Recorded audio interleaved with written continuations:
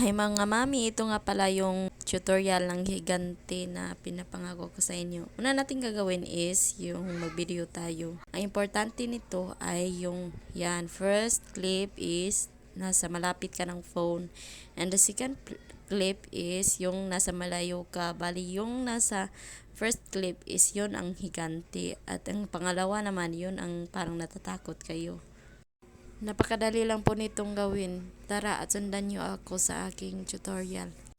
Una is papasok muna tayo sa suki natin. Tapos new project at hanapin natin yung video na gagawin natin. Sa una lang kayo mahihirapan ito pag alam mo na yung mga pasikot-sikot sa cut ay ang dali-dali na lang mag-edit.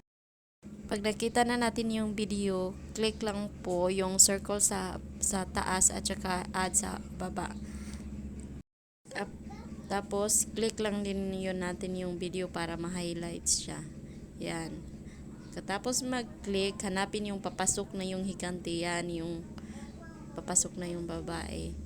Tapos, split. Tapos, delete yung nasa una. Yun.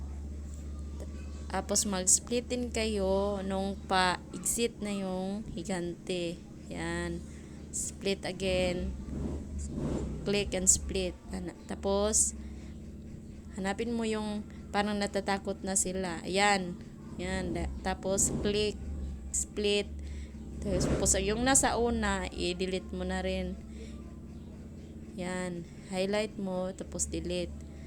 Pagkatapos, okay na yung dalawang video na gagamitin natin, yung higante at saka yung mga natatakot. Yung last clip ng video is i-click mo para ma-highlight. Tapos hanapin yung overlay. Pag naka-overlay na po yan, long press natin at label sa first video. Yan.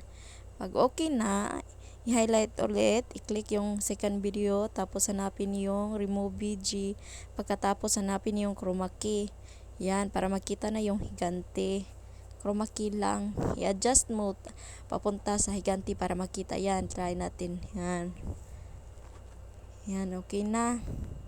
Pag okay na, makita mo sa last part by black, diba? May black yun.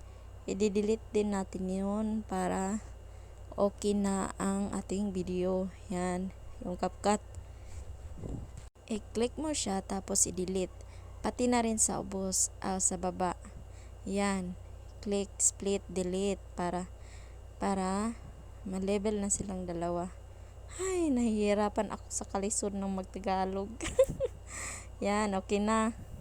Okay na po. Tapos, aspect ratio 9:16. Diyon check sa baba. Yan na po, okay na yan. Yan lang, ang bilis lang. Dalawang clip lang video. Tapos, export na agad. O, okay na. May pang post ka na sa Reels. Okay, bye. Thank you.